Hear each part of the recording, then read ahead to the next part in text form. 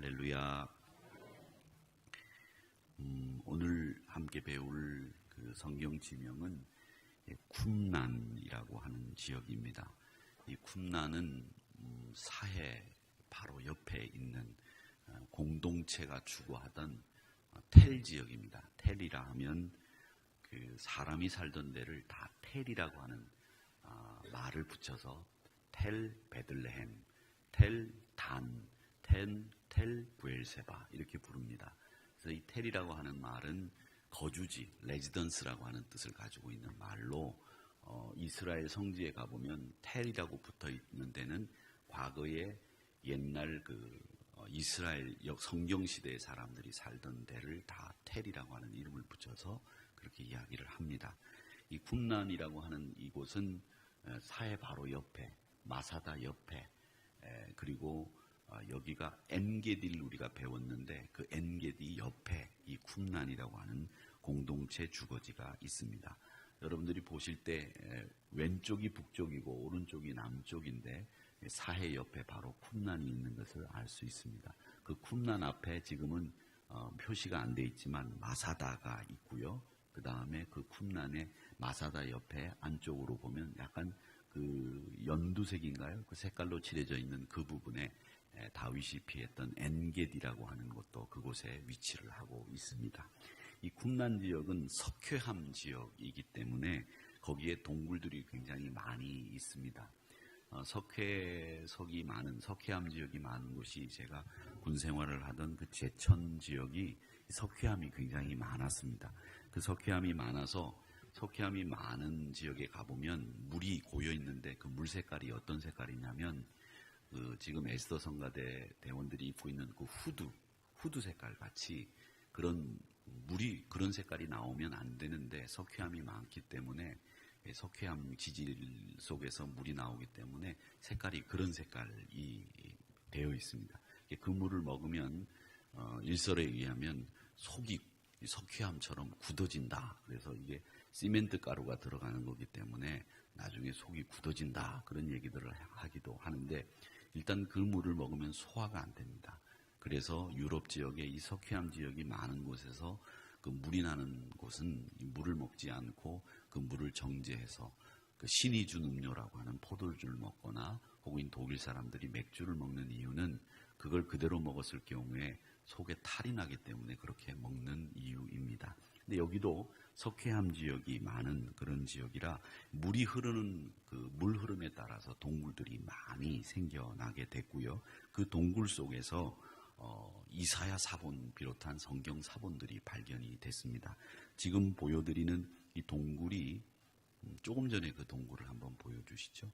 이게 4동굴과 5동굴 여러분 보실 때에 정면으로 가운데 보이는 동굴이 있을 겁니다. 그 동굴이 6동굴입니다. 맨 왼쪽에 보이는 동굴이 6동굴이고 전면을 향해 있는 동굴이 또 하나 있죠. 오른쪽에 이렇게 툭 튀어나온 데 보면 전면에 동굴이 하나 있는데 그게 4동굴이고요. 저게 6동굴, 4동굴, 그리고 요 끝에 있는 동굴이 5동굴입니다. 그래서 4, 5, 6동굴이다. 이렇게 보시면 되는데 이 동굴 가운데서 4동굴, 지금 가운데 있는 이 동굴, 저쪽 정면으로 보고 있는 이 동굴에서 1947년도에 제일 먼저 성경 사본이 발견이 됐고 이후에 5동굴과 6동굴에서 사본들이 발견이 됐는데 그 70년 정도 되죠. 1947년도에 염소라고도 하고 양이라고도 하는데 그 양을 치는 소년 하나가 양을 찾으러 다니다가 동굴 속에 들어가게 됩니다. 근데 동굴 속에 들어가서 양이 안에 있는 줄 알고 돌을 던져요. 양이 나올까 해서 돌을 던져서 양으로 겁을 줘가지고 튀어나오게 하려고 돌을 던졌는데 양은 안 나오고 안에서 항아리 깨지는 소리가 들린 겁니다. 그래서 이 친구가 불을 펴가지고 안에 들어가 보니까 지금 이런 모양으로 돼 있는 똑같이 묘사를 해놓은 겁니다. 그 항아리들이 이 안에 동굴 안에 있었습니다. 그래서 이 양을 치는 소년이 그 항아리를 이렇게 가지고 나와서 보니까 그 안에 오래된 글자가 써 있는 종이들이 이렇게 있는 거예요. 그래서 그걸 가지고 이 친구가 당시에 굉장히 유명했던 칸토라고 하는 유명한 골동품 상인이 있었습니다. 이 친구가 아주 유명하고 악랄한 친구였는데 이 친구를 찾아갑니다. 이 친구를 찾아갔는데 이 칸토라고 하는 친구가 딱 보니까 벌써 범상치가 않아요. 그래서 누구를 소개하게 되느냐면 이 친구가 대주교를 찾아가게 해서 그 대주교를 만나서 대주교와 양치는 소년과 거래를 하게 합니다. 그래서 여기서 발견한 성경 사본들을 그 대주교에게 얼마에 팔았느냐면 1947년에는 큰 돈이겠죠. 100달러에 팝니다. 그러니까 우리나라 돈 지금 10만 원 정도의 이 사본들을 넘겨요. 그래가지고 이 넘긴 사본을 이 사람들이 영리 목적으로 팔려고 하다가 스케닉이라고 하는 사람이 나중에 나오는데 그 사람 사진을 여러분들에게 보여드리려고 준비를 했는데 어쨌든 그런 연유로 이 사본이 세상에 나오고 지금까지 보존이 되게 되었습니다. 10년에 걸쳐서 여기 이 동굴을 조사를 해가지고 동굴이 총 11개, 아까 봤던 그런 동굴이 4, 5, 6 동굴이 총 11개라고 하는 것을 알아냈고 동굴 안에서 성경 사본 900개 정도를 찾아냈습니다. 성경 편수로는 600편 정도를 찾았고 두루마리로는 900개 정도의 성경을 찾아냈는데 아마 이 동굴이 우리가 살펴보게 될 이 쿰난 지역에 살던 그 사람들의 도서관 아니었겠느냐 이렇게 추정을 하고 있습니다. 그래서 이 쿰난 공동체가 있는 여러분 밑에 보이는 이 지역이 주거 지역이고 왼쪽에 보면 아까 사진에서 봤던 그 동굴 4, 5, 6 동굴이 있는 지역이기 때문에 이 사람들이 일부는 조를 짜서 밥을 먹고 나면 노동을 하고 또 밥을 먹고 나면 다른 분들은 이 성경 사본을 제작하거나 성경을 필사하는 일을 이 공동체들이 동굴 안에 들어가서 하지 않았겠느냐 이렇게 봅니다. 과거 예전에 수도원에서 하는 일 중에서 가장 큰 일이 뭐냐면 지금은 우리가 인쇄술이 발달해가지고 저희들이 쓴 글을 바로 인쇄를 해가지고 1000부, 2000부 그냥 성경을 만드는 일이 쉽습니다. 어렵지 않습니다. 그래서 여러분들이 쓰신 이 성경을 저는 계속 보고 있는데 여러분들 보시는 분은 없더라고요. 저만 계속 지금 보고 있는데 가지고 다니면서 이렇게 예배에 올라와서 이렇게 보면 이분들의 성격이 글씨에도 좀 이렇게 드러나요. 보면. 근데 오늘 우리가 읽은 성경은 김영경 성도, 김광수 안수 집사님 따님이 쓴 것 같아요. 그런데 연경 청년이 쓴 것 같은 글씨인데 굉장히 글씨를 잘 썼다. 그래서 제가 몇 가지 이렇게 느끼는 것은 뭐를 느끼느냐면 이 성경을 볼 때마다 이제 누가 썼는지를 이렇게 보면 연세를 드신 장로님들이나 권사님들, 제가 일전에도 말씀을 드렸지만 연세 드신 장로님들이나 권사님들의 글씨는 정말 해독하기도 좋고 잘 쓰는 달필들이 많습니다. 그런데 젊은 친구들은 이 글을 안 써서 그런지 악필들이 굉장히 많습니다. 그걸 많이 느끼게 돼요. 그래서 요즘 젊은 친구들이 글씨를 많이 쓰지 않는 까닭에 이런 악필들이 많구나 이런 생각을 하는데 그래도 신경을 많이 써서 그런지 성경 글씨를 이렇게 볼 때마다 이 글씨를 보면서 이분 얼굴을 딱 이렇게 생각하면 이분이 이런 분이구나라는 것도 이 글씨를 통해서 또 배우게 되는데 제가 이 악필을 가지고 있는 젊은 친구들에게 한번 이야기를 한다는 것이 우리 여기 그 앞에 우리 김일래 집사님이 운영하는 추어탕 밑에 내려가 보면 악필 교정소가 있더라고요. 그래서 제가 우리 교회 근처에 악필 교정소가 있습니다 라고 하는 것을 이야기하고 싶은 마음이 여기까지 올라왔었는데 근데 그거는 악필 교정을 해서 되는지 안 되는지 모르겠지만 오늘 글씨를 쓴 우리 김영경 성도님은 글씨를 정말 잘 쓰는 젊은이 치고는 글씨를 정말 잘 쓰는 성경 필사를 하신 분들입니다. 근데 이렇게 우리가 쓴 글도 인쇄해가지고 1000부, 2000부 만드는 게 손쉬웠지만 과거에는 인쇄술이 없었기 때문에 그분들이 신앙인들이 제일 걱정하는 일이 뭐였느냐면 이 성경을 예수님 오실 때까지 후손들에게 어떻게 넘겨주고 유전으로 그러니까 전통으로 남겨줄 거냐 유산으로 남겨줄 거냐 이게 제일 걱정이었습니다. 그래서 이 수도원에서 수도하시는 분들의 일과가 뭐였느냐면 농사 짓는 일과 성경 필사하는 일이 그분들의 주 일과 중에 하나였습니다. 하나님의 말씀을 후대에게 남겨주는 일, 그 일을 위해서 정말 최선을 다해서 성경 사본을 만들었습니다. 그렇기 때문에 우리가 수십 년, 수천 년이 흘렀는데도 이 성경 사본이 우리 손에 지금 남아있는 것이죠. 그리고 여러 사본들이 있기 때문에 그 사본들 가운데에서 우리가 이게 정말 오리지널 사본에 가까운 사본이 뭐냐. 근데 사본을 쓰면서 자기 상황에 맞게 사본을 빼기도 하고 넣기도 했습니다. 성경 말씀을 이게 우리의 말씀에게는 좀 안 맞다 그러면 소위 말하는 우리가 말하는 내가복음을 만들듯이 성경 사본에서 예수님의 말씀 가운데 정말 중요한 교훈인데 자기 상황들과 안 맞다 그러면 일방적으로 사본자들이 빼버리는 거예요. 그래서 사본들을 여러 개를 보면 그 사본들 가운데서 빠진 구절이 있는가 하면 들어가 있는 구절이 있기 때문에 그걸 신학자들이 판단하고 이게 주님의 말씀인데도 불구하고 빠진 이유가 뭔지를 추론하고 그게 오리지널 성경과 제일 가깝도록 복원하는 일도 그게 쉬운 일이 아니었습니다. 그런데 이 사해사본은 뭐 때문에 중요한 거냐 하면 물론 상태가 썩 좋은 것은 아니었지만은 에스겔서를 제외하고 구약 성경 전체가 위경, 외경 할 것 없이 전체가 다 발견이 된 겁니다. 그래서 이 사본이, 사해사본이 중요한 것은 쿰난 사본이라고 하는 이 사해사본이 중요한 이유는 성경 전체 사본이 다 발견됐다고 하는 것.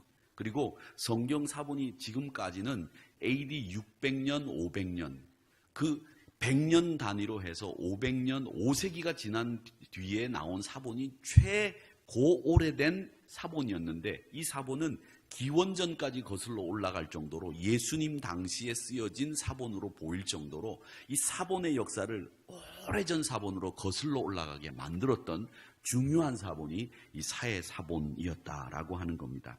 그래서 이 사해사본이 발견된 것은 우리 기독교 역사에 하나님의 말씀을 연구하고 하나님의 말씀과 뜻을 알려고 하는 우리 기독교인들에게는 정말 획기적인 사건이었다. 이렇게 보시면 되는 이런 사본 발견이 바로 쿰난 공동체 근처에 있는 쿰난 동굴에서 발견이 됐다라고 하는 겁니다. 그러면 이 사본이 그 동굴에 있었던 이유가 뭘까?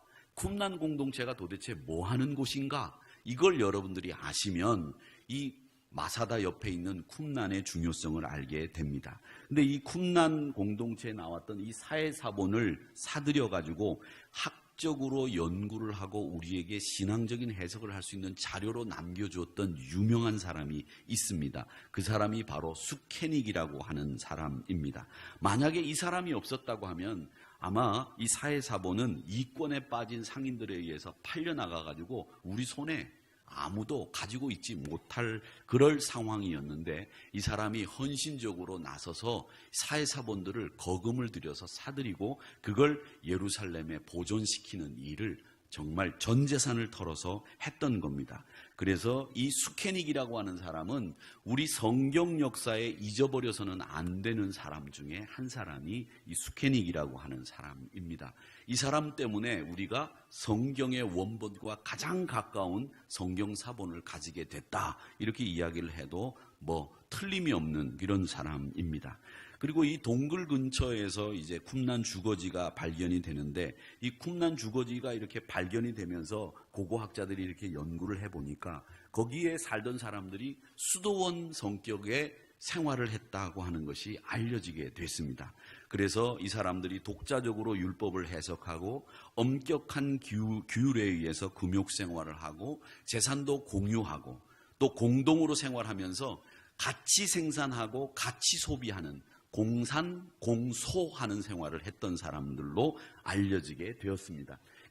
거기 사해 근처에 가보면 이 쿰난 공동체에 이제 복원이 어느 정도로 된 그 공동체의 그 주거지들이 일부 한 벽이 저희들 키 높이 정도 돼 있는 데도 있고 복원이 돼 있는 이런 곳이 있는데 이 사람들이 매일매일 그 당시에 하기 어려운 이 청결 생활을 하기 위해서 매일 예배를 드릴 때 목욕을 했다고 합니다. 그리고 식사할 때는 그 식사가 메시아의 향연이라고 부르면서 그 사람들이 공동 식사를 했다고 알려져 있는데 이 사람들이 매일매일 청결하게 목욕을 하기 위해서 그 저수고, 시스텐이라고 그렇게 얘기를 하는 이 저수고를 마련해서 물을 채워놓은 다음에 그 물로 이 사람들이 매일 목욕을 하면서 예배를 드렸다고 합니다. 그러니까 이 예배를 얼마나 소중하게 생각했는지 알 수 있는 대표적인 공동체가 쿰난 공동체인데,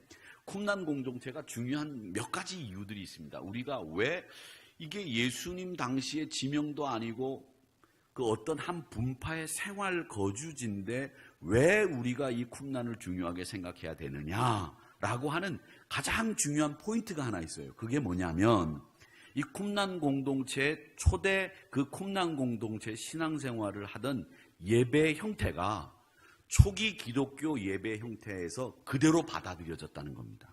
그대로 받아들여진 이유 중에 하나가 뭐냐면 쿰난 공동체 사람들은 유대교인 분파가 여러 개가 있습니다. 바리새파, 이 사람들이 율법주의자들이죠. 사두개파, 이 사람들은 부활이 없다고 주장하는 사람들입니다. 귀족들을 중심으로 운영이 되는 그리고 구성이 되어 있는 유대교의 한 분파입니다. 그 다음에 한 분파가 또 누구냐면 에세네파라고 하는 파가 있습니다.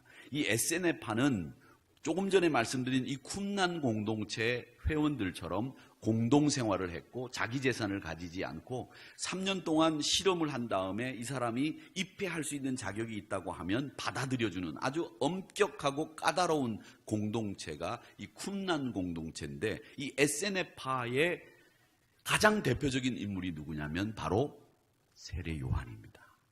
세례 요한, 광야에서 메뚜기와 석청을 먹으면서 하늘나라가 가까이 왔다고 외쳤던 그 세례 요한이 이 에세네파의 신앙 거두라고 보시면 되겠습니다. 그런데 그 에세네파의 세례 요한의 제자들이 있었어요. 그리고 예수님의 제자들이 쭉 있었어요. 그런데 나중에 세례 요한의 제자들 가운데에서 예수님의 제자가 되는 사람들이 있습니다. 그 사람이 누구냐면 바로 안드레와 요한입니다. 오늘 우리 최용숙 권사님이 기도하시는데 요한일서 말씀을 인용을 하셨던데, 그 요한일서의 말씀은 이 요한이 쓴 글입니다. 그 요한이 누구냐면 에세네파, 지금 쿰난 공동체에서 생활했던 사람들과 똑같이 살았던 사람들의 모습인 거예요. 그러니까 안드레와 요한이 세례 요한의 제자였다가 나중에 예수님의 제자가 되지 않습니까? 그 예수님의 제자가 된 다음에 이 사람들이 예수님이 부활하시고 승천하신 다음에 예배를 드리게 될 때 그 예배의 모습을 어디서 따가지고 왔겠느냐?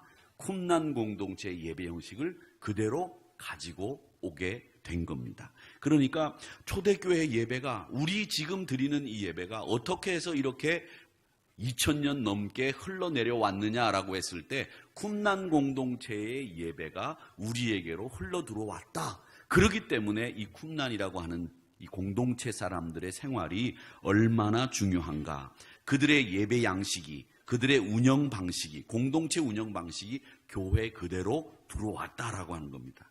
그리고 안드레를 보면 안드레가 주님 부르심을 받고 난 뒤에 즉각 자신의 소유를 모두 버린 채 주를 쫓은 것으로 되어 있습니다.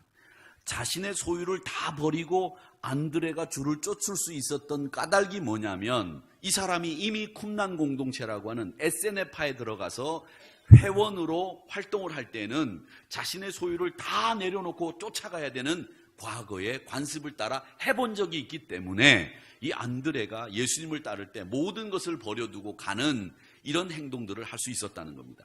베드로도 그렇고 안드레도 그렇고 예수님의 제자들이 배를 버려두고 아버지를 버려두고 예수님을 따를 수 있었던 것, 그건 바로 에세네파, 이 쿰난 공동체의 영향 때문에 그들이 버려두고 따라가는 걸 알고 있었다는 겁니다. 그러니까 그 사람들이 예수님을 따를 때 이 재산을 버려두고 배를 버려두고, 배는 어부에게 있어서 제일 중요한 재산 1호 아닙니까? 그걸 버려두고 갈 수 있었던 건 누가 가르쳐줬기 때문에 그러냐? 이렇게 볼 때 그들은 배운 바 없지만 에세네파 사람들이 하나님을 향해서 자신들이 주를 따라가고 온전히 주님을 따라갈 때에는 쿰난 공동체에 있었던 그 에세네파들이 모든 걸 버려두고 그 안에 들어가는 걸 봤기 때문에 베드로도 배를 버리고 안드레도 자기 모든 것을 버리고 예수님을 따라갈 수 있었다는 겁니다. 그래서 초대교회에 신앙 양태라든지 교회 운영 방식이라든지 이런 것들이 이 사람들 생활 속에서 그대로 적용되었기 때문에 이 쿰란이라고 하는 공동체는 예수님의 제자들의 생각, 가치 이런 것도 형성하는 데 도움이 됐고 기독교 예배를 형성하는 데 가장 큰 영향력을 미쳤던 것이 쿰란 공동체다라고 하는 것을 우리가 배우게 되는 겁니다. 그러니까 오늘 이 말씀을 통해서 우리가 배우는 것은 우리가 예수님을 따를 때 제가 늘 말씀드리지만 하나님은 우리가 가장 소중하게 생각하는 걸 뭔지 알고 계세요. 아브라함이 자기가 100세 낳은 아들 이삭이 가장 소중한 거라고 하는 것을 알고 있었기 때문에 하나님은 그 소중한 걸 내게 바치라고 말씀하시는 거죠. 우리가 소중하게 생각하는 걸 안다는 겁니다. 하나님은 알고 계세요. 그러면 우리가 제일 버리기 어려운 게 뭐냐? 제일 버리기 어려운 게 뭐냐면 바로 자신이에요. 그래서 예수님은 우리가 버리기 어려운 게 네 자신이라고 하는 걸 알고 계셨기 때문에 네가 주를 따르려면 십자가를 지고 너를 부인하고 나를 따라야 된다라고 얘기하셨을 때에 그 부인이라고 하는 말은 뭐냐면 나를 버릴 수 있느냐라고 하는 것을 물어보신 거죠. 신앙생활은 바로 그겁니다. 가장 버리기 어려운 내 자신을 버리라고 말씀하신 그 말씀을 따라 나를 부인하고 주님이 원하시는 삶의 방식을 사는 것, 그게 바로 신앙생활의 핵심이다라고 하는 것을 이 쿰란 공동체를 통해서 배우게 되는 겁니다. 자, 그러면 이 쿰란 공동체 사람들의 신앙생활의 특징은 뭐였느냐 하면 이분들의 특징 중에 하나는 같이 사는 겁니다. 공동생활을 하는 겁니다. 세상이 이제 끝날 날이 다가왔다. 그렇기 때문에 우리가 살고 있는 이 시대가 마지막이다. 이렇게 생각을 하고 살았던 사람들이 쿰란 공동체 생활을 했던 사람들입니다. 이 종말론적인 사고방식을 가지고 살았던 사람들의 특징은 뭐냐면 종말론적인 신앙생활의 특징을 가지고 있는 사람이 가지고 있는 특징이 뭐냐? 세상은 다 악하다. 이렇게 생각해요. 그리고 하나님이 의인은 박해받는 시대에 살게 하셨다. 이렇게 생각을 하는 것이 종말론적인 생각을 가진 사람들의 특징입니다. 그래서 쿰란 공동체에 살고 있었던 그 많은 사람들도 우리는 지금 의인으로 핍박을 받고 있다. 우리는 지금 악한 세상을 향해서 어떤 말씀을 전해야 되는지 우리는 그걸 전해하는 일을 해야 된다. 이걸 알고서 생활하면서 그러기 위해서 우리가 함께 똘똘 뭉쳐서 공동체 의식, 우리가 하나라고 하는 걸 보여줄 수 있어야 된다라는 생각을 가지고 살았던 사람입니다. 여러분, 교회는 공동체입니다. 교회를 뭐라고 얘기하느냐? 교회를요, 하나님이 뽑아서 세워둔, 모아둔 그런 곳을 교회라고 합니다. 이 교회를 그리스 말로는, 헬라어로는 에클레시아라고 부릅니다. 에클레시아. 이 레시아라고 하는 말은 사람들, 라오스라고 하는 말이에요. 라오스라는 말이 나라 이름이 아니고 헬라어로 그리스 말로 백성들이라는 뜻이에요. 그걸 레시아라고 하고 에크라고 하는 말은 여러분 저 뒤에 보면 비상구 표시가 있죠. 비상구를 영어로 exit라고 얘기하지 않습니까? 그 비상구 뽑아낸다, 추출한다 이럴 때 쓰는 앞에 단어가 ex라고 하는 단어를 써요. 그러니까 ex라고 하는 단어를 쓰는 단어들은 앞에 영어 단어 중에 ex가 나오면 그건 뽑아낸다라고 하는 뜻을 가지고 있는 말이에요. 그러니까 발굴한다, 뽑아낸다, 추출한다 할 때 그런 단어들이 다 보면 앞에 ex가 있어요. 그건 뽑아낸다는 얘기인데 그 exit라고 하는 말과 똑같은 말이 에크라고 하는 말이에요. 라틴어로, 그리스 말로. 그래서 에클레시아라고 하는 말은 많은 사람들 가운데에서 우리들을 뽑아냈다는 거예요. 하나님이 택했다는 거예요. 그게 뭐냐? 교회라는 거예요. 그 교회 공동체는 하나라고 하는 얘기를 지금 교회라고 하는 것에서 이 얘기를 하는 겁니다. 근데 이 쿰란 공동체 사람들은 바로 이 하나라고 하는 공동체 생활을 하던 사람이었습니다. 성령 체험을 한 이들이 우리는 하나다. 이 악한 세상을 향해서 의인이 핍박을 받지만 언젠가는 하나님 나라를 향해서 나가야 되는 백성들이다. 이렇게 생각을 하고 믿음 공동체로 살았던 사람들입니다. 근데 우리가 이 공동체 신앙 생활을 가지고 있었던 이 쿰란을 통해서 배우게 되는 것은 우리 교회들이 공동체 의식이 약화되어 있어요. 여러분 보세요. 신앙생활을 할 때 예전에 신앙생활을 하던 사랑의 수고를 하던 권사님들이나 장로님들은 교회 안에 교제 나누는 일 굉장히 중요하게 생각하셨습니다. 근데 나이가 젊어질수록 공동체 의식 없이 자신들의 신앙만을 지키는 모습으로 지금 교회들이 성도들의 신앙이 변질돼 가고 있지 않습니까? 예배만 딱 드리고 봉사 안 하고 돌아가고 교제 안 하고 돌아가고 그런 신자들이 얼마나 점점 많아지겠습니까? 그런 신자들이 점점 더 많아질 겁니다. 대형교회일수록 익명으로 자기 존재를 숨기고 예배만 드리고 봉사 안 하고 공동체 의식 없이 신앙생활하는 사람들이 점점 더 많아져 가고 있는 것이 이 한국교회 병폐 중에 하나라고 하는 겁니다. 근데 쿰난 공동체는 절대 우리는 하나라고 하는 공동체 의식 속에 살았다는 거예요. 그런 공동체 의식이 없는 신앙생활은 사실은 반쪽짜리 신앙생활이고 그 신앙생활은 건강하지 못한 신앙이에요. 건강한 신앙이라고 하면 공동체와 함께 어울려서 살아가는 겁니다. 상처받기도 하고 상처를 줄 때도 있지만 서로 싸매주고 격려하고 세워주면서 나아가는 것이 교회 공동체가 가지고 있는 특징이라고 하는 겁니다. 그런데 우리는 교회 공동체라고 하는 의식도 희박해져 가고 있지만 우리 교회가 지금 위치하고 있는 이 지역사회도 우리 공동체라고 하는 생각을 가지고 있지 않다는 거예요. 우리들끼리, 제가 지난 주일날도 개토화라고 하는 말씀을 드렸는데 교회가 자기들끼리의 리그가 돼버리고 말았어요. 근데 여러분, 저는 이렇게 생각합니다. 우리 한우리교회가 도곡동에 있다면 이 도곡동에 있는 이 주민들도 우리 한우리교회 신자라고 생각을 해야 된다. 그분들이 지금은 교회 나오고 있지 않지만 그분들은 우리의 잠재된 신자고 우리 잠재된 한우리교회 신자라고 생각을 하고 그분들과 같이 공동체 생활을 하는 것, 그게 우리에게 필요하다는 겁니다. 그래서 비록 매일은 아니지만 성탄절 때 우리가 먹는 떡 우리끼리만 먹지 말고 아파트 주민들도 나눠주고, 우리끼리 잔치만 하지 말고 우리 잔치할 때 그분들도 좀 오라고 하고, 또 그분들 잔치하면 우리도 좀 가주고, 이런 공동체 의식 속에 그분들이 우리의 잠재된 신앙 성도라고 하는 생각을 가지고 우리 지역과 함께 나가는 교회가 될 때 그 교회가 건강한 교회가 된다라고 하는 겁니다. 그런데 지금은 출석하고 있는 교인들끼리만 우리끼리 신자다라고 하는 생각을 가지고 있으면 전도가 안 되는 거예요. 여러분, 이 도곡동에 사는 분만 아니라 강남구에 사는 모든 사람들이 우리의 한우리교회 신자가 될 수 있는 가능성 있는 분들 아닙니까? 또 예전에 독립문에 있었던 우리 독립문 교회 주변에 있었던 많은 분들도 우리의 교인들이 될 수 있는 잠재 신자들 아닙니까? 이런 분들과 함께 공동체 의식을 가지고 사는 그런 신자들의, 그리고 그런 교회들이 되어 갈 때에 교회들이 건강해지는 거예요. 이런 공동체 의식이 없기 때문에 한국교회 어떻게 되느냐? 같은 교파는 물론이고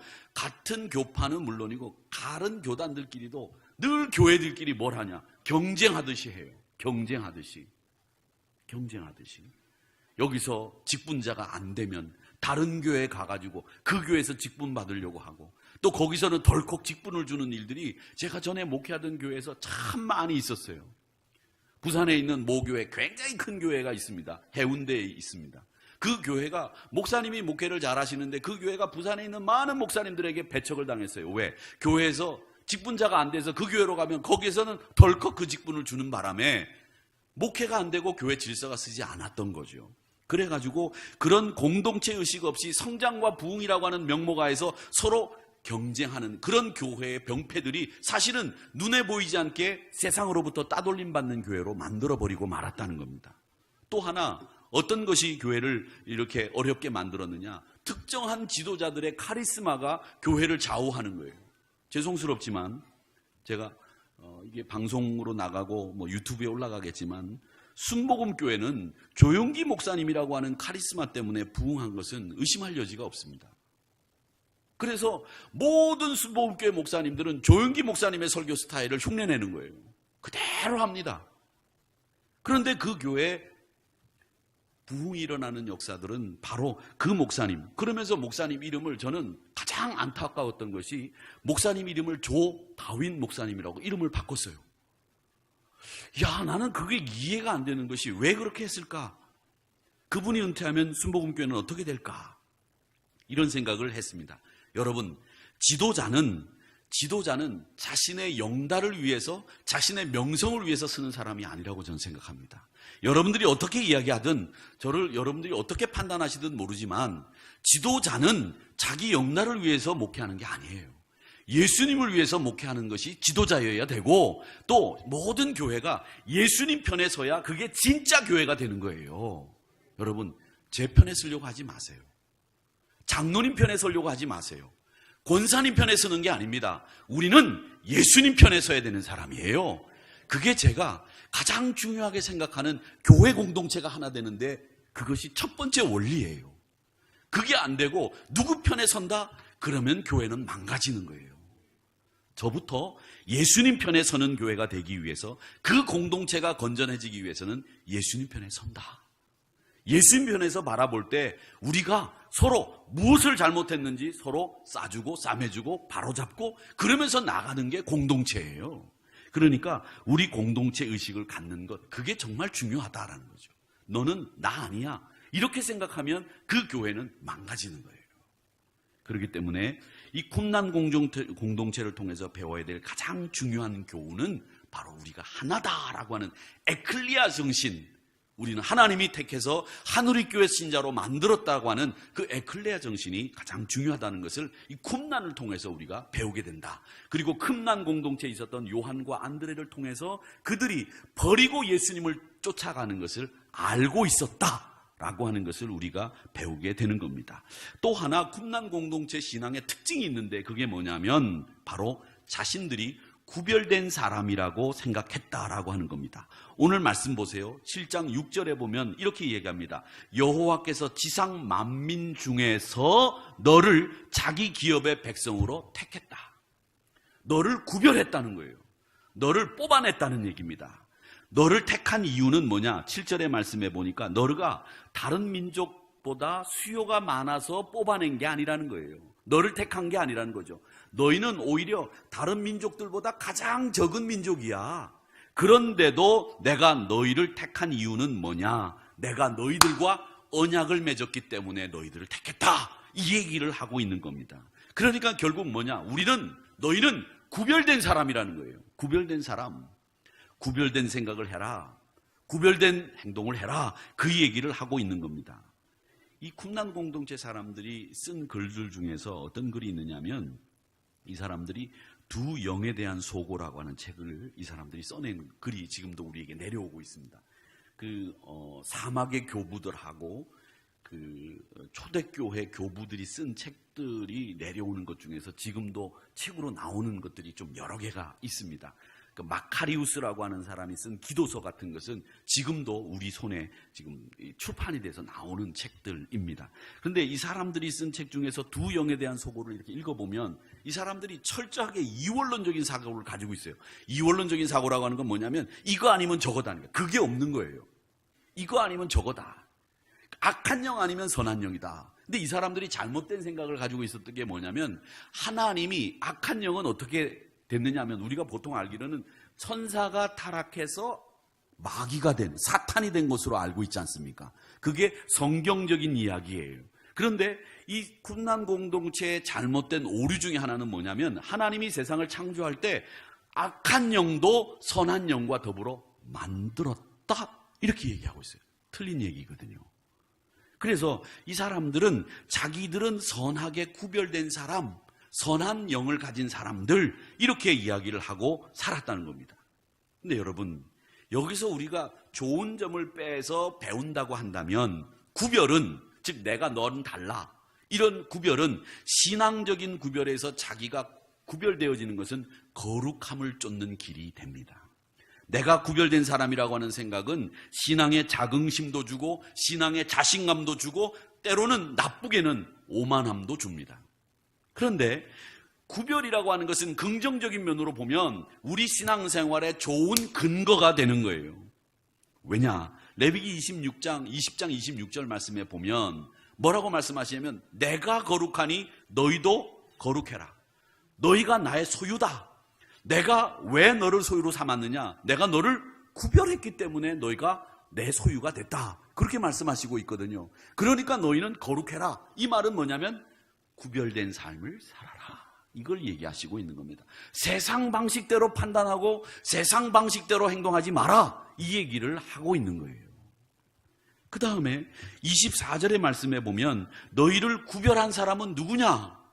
구별한 사람은 우리 하나님이시다, 이렇게 이야기를 하면서 우리가 구별된 백성인 것을 이야기하고 있다는 겁니다. 그러니까 여러분은 예수 믿는 순간에, 거듭나는 순간에 여러분의 신분과 지위가 바뀐 사람들이에요. 바뀐 사람들이에요. 그냥 예전 사람들이 아니라는 겁니다.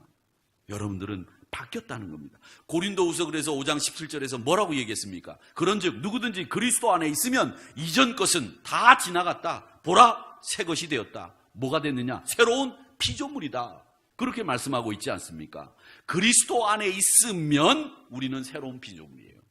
그리스도 안에 있으면 이전 것은 지나갔고 새 것이 됐다라는 겁니다.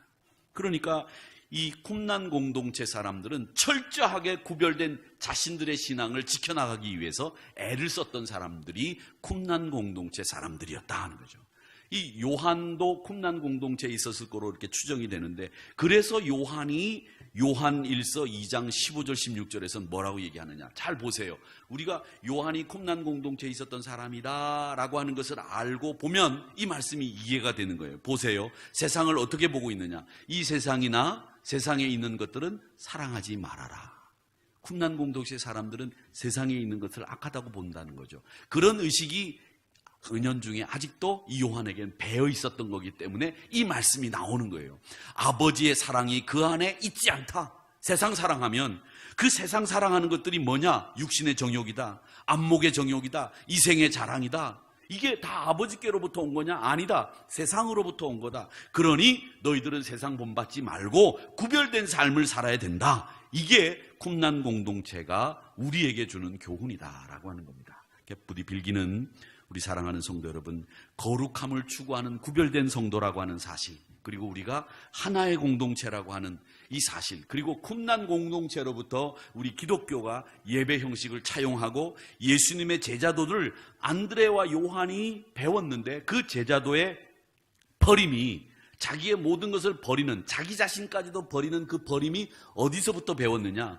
쿰난 공동체에서 배웠던 흔적들이 있다라고 하는 것을 여러분 기억을 하시면서 주 안에서 거룩함을 추구하는 저와 여러분이 되시기를 주님의 이름으로 축원합니다.